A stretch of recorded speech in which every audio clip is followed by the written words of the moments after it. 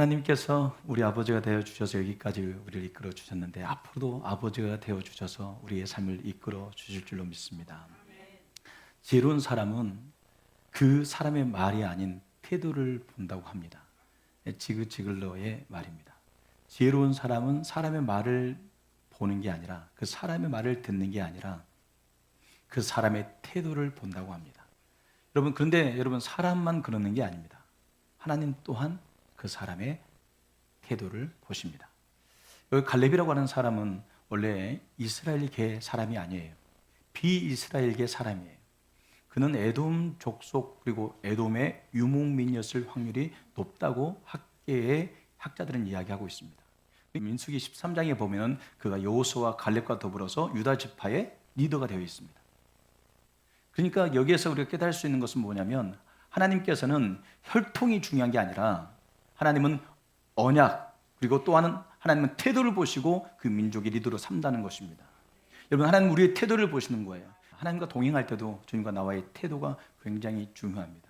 상대방을 무시하면서 상대방한테 대접만 받으려고 하면서 자기가 하는 건 없고 나를 인정해 줘 한다고 늘 화만 내는 분들에게 옆에 아무도 있지 않습니다.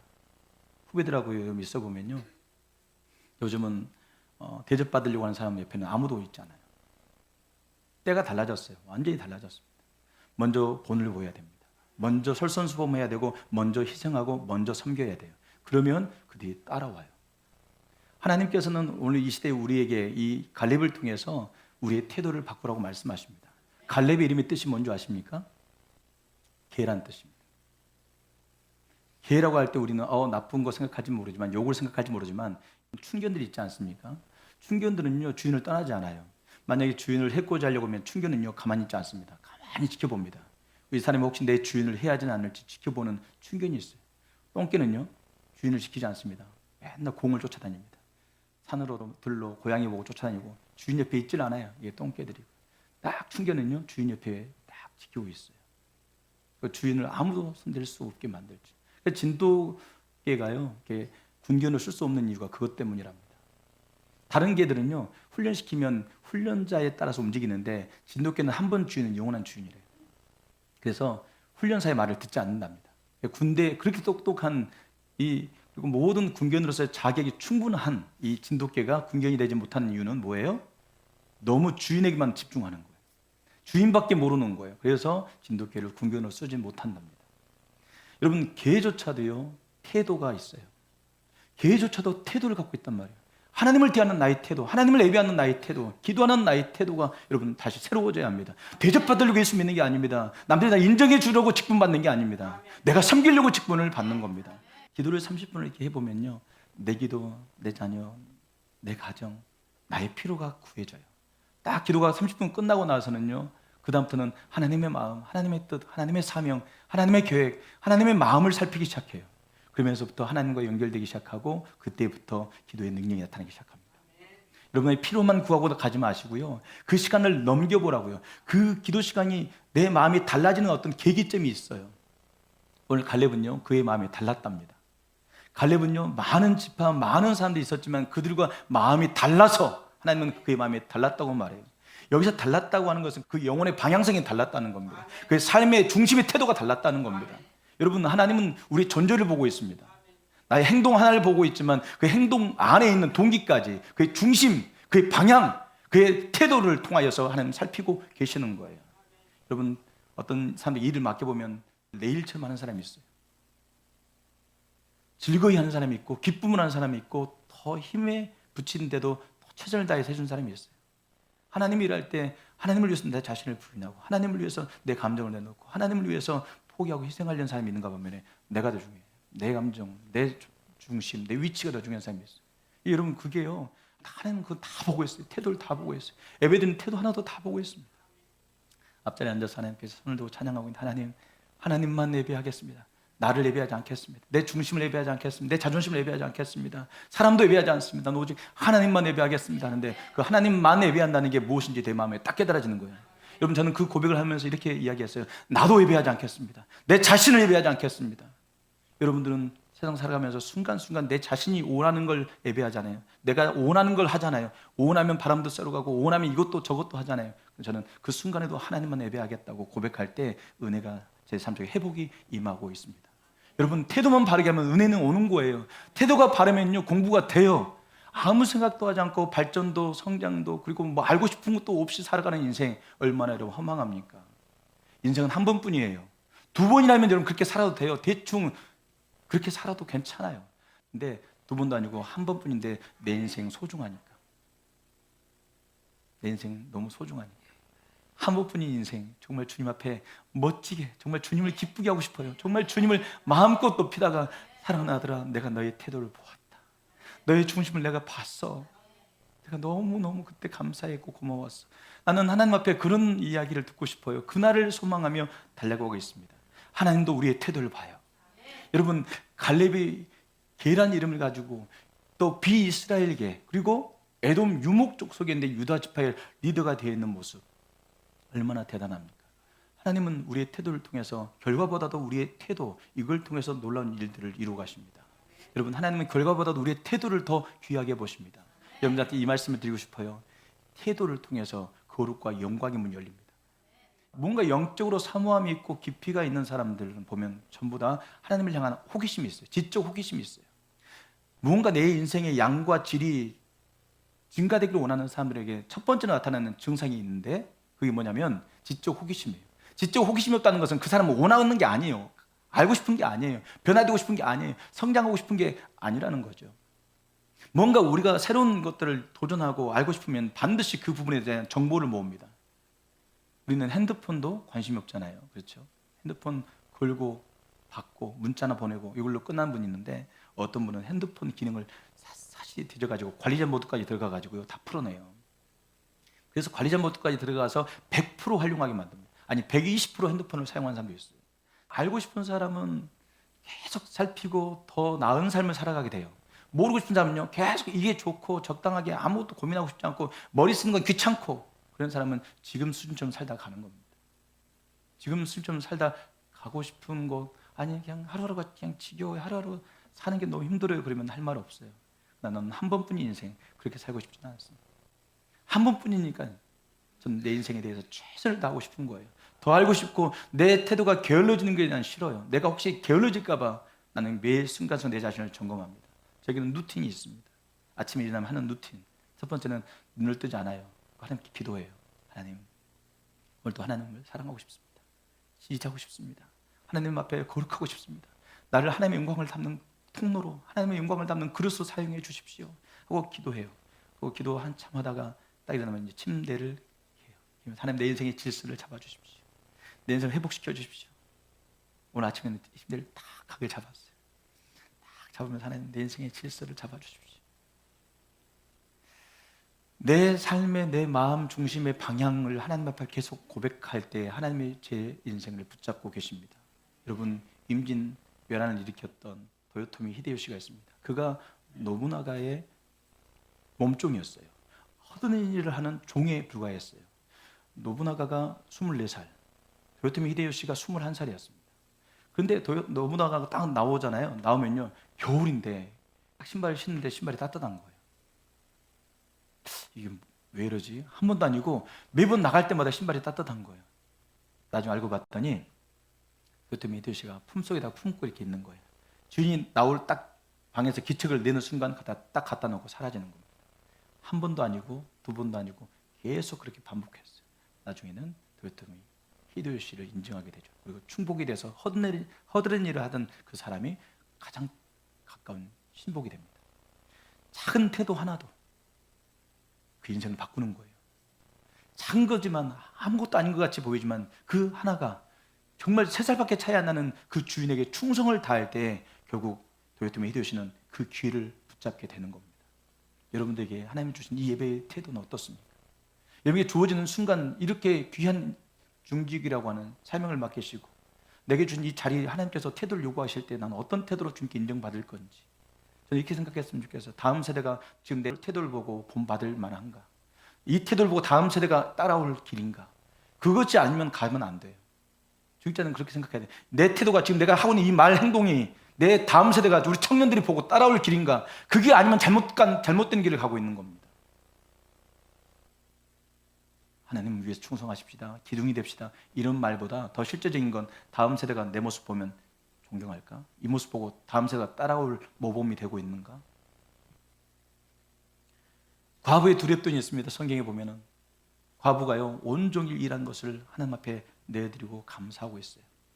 아니 그의 식사는요, 그의 가족 그 다음 내일의 식사도 준비되지 않았지만 그가 오늘 번 그 두렵돈을 하나님께 바칩니다.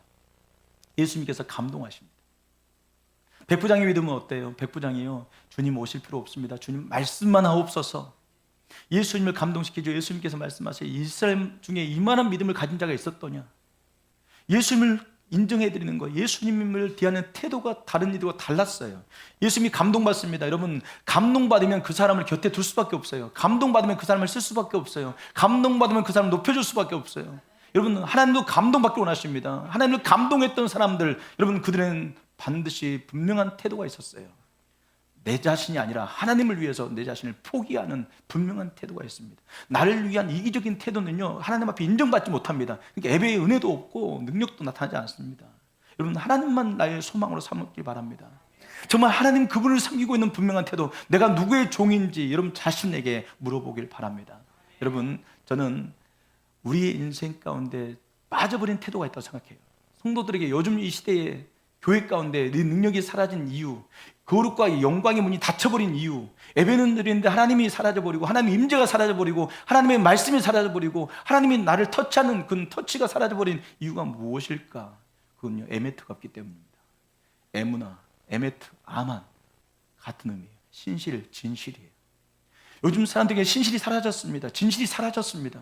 하나님을 대하는데 진실한 마음으로 주님을 섬기고 말뿐이 아니라 진짜로 그 하나님을 향한 진실한 마음들이 사라져버린 때예요. 에메트를 회복하면 능력이 임합니다. 에메트가 여러분 회복되어지면요, 이 진실함과 신실함이 하나님을 향하여 회복되어지면 거룩의 문이 열립니다. 영광의 문이 열립니다. 축복의 문이 열립니다.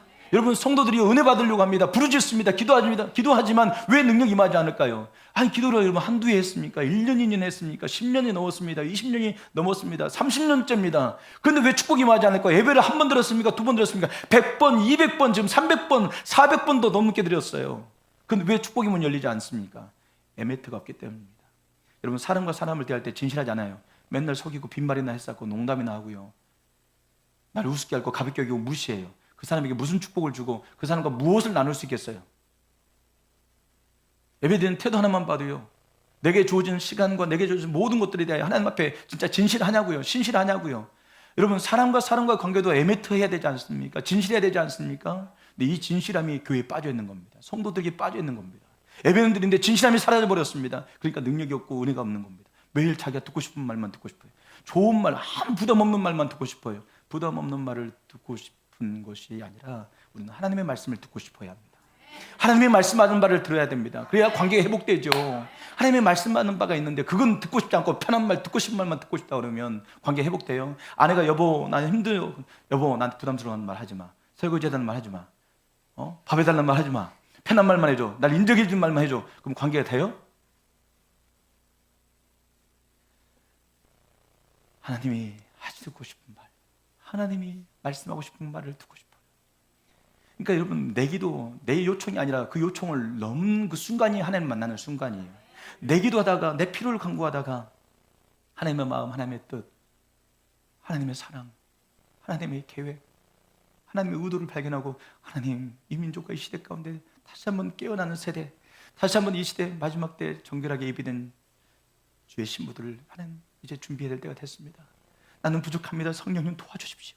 갑자기 기도가 내 기도에서 하나님의 기도로, 하나님의 마음으로 바뀌는 그 순간이 바로 마음이 달라지는 순간이에요. 그때 복이 임하는 거라고요. 그렇게 여러분 주님을 섬겨보십시오. 여러분, 내 체력적으로는 나도 한계가 있어요. 그렇지만 하나님을 앙망하는 자, 독수리 날개처럼 같은 셈을 주실 겁니다. 내 마음이 사람을 의식하고 다른 사람의 평가나 인정받으려는 마음이 되든 난 지칠 수밖에 없어요.